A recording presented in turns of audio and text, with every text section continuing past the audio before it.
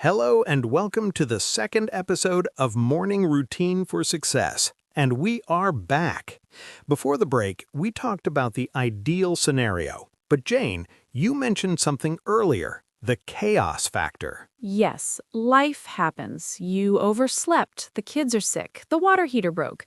When the perfect routine falls apart, people usually just give up and say, well, day ruined. We need a concept called the MVR, the minimal viable routine. I love this. Like, what can I do in 6 minutes that still makes me feel like a human? Exactly. If you don't have an hour, do you have 10 minutes? Here is my proposal for an MVR.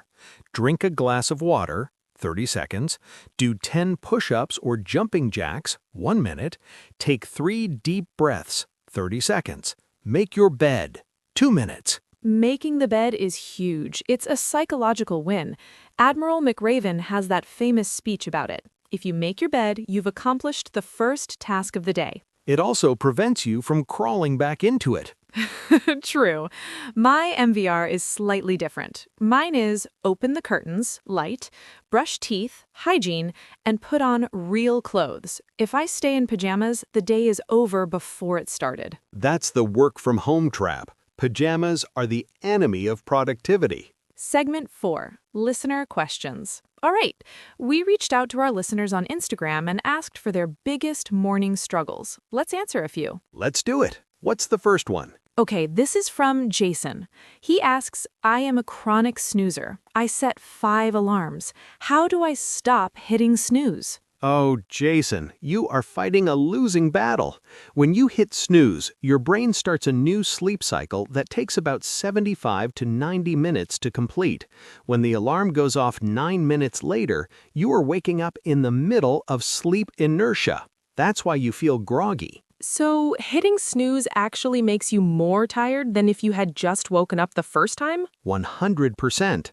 The fix? Put the alarm across the room. Make yourself physically stand up to turn it off. Or try the Mel Robbins 5-second rule. When the alarm rings, count backward 5, 4, 3, 2, 1, and launch yourself out of bed like a rocket. Don't think, just move. Next question. This is from Emily. I'm a night owl. I do my best work at midnight. Do I really have to force myself to be a morning person? Unpopular opinion, no. I agree. Society is biased toward morning people, but if your biological chronotype is late, lean into it.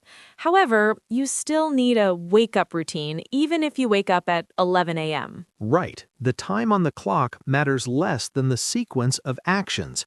If you wake up at noon, still drink the water, still get the light, still avoid the phone. Just shift the timeline.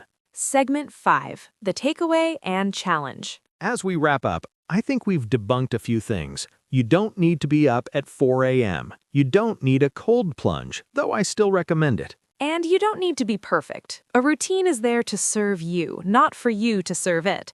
If your routine is stressing you out, it's the wrong routine. So here is our challenge for the listeners this week. We want you to try the phone-free first 30. Just 30 minutes. Buy an alarm clock, keep the phone out of the bedroom. See how your anxiety levels change after just 3 days. And let us know how it goes. Tweet us or tag us on Instagram. We want to see those analog alarm clocks. And if you trip over your dog in the morning, just remember, you're still winning the day. Thanks for listening to the Learn Real Life English. Go drink some water. And make your bed. See you next week.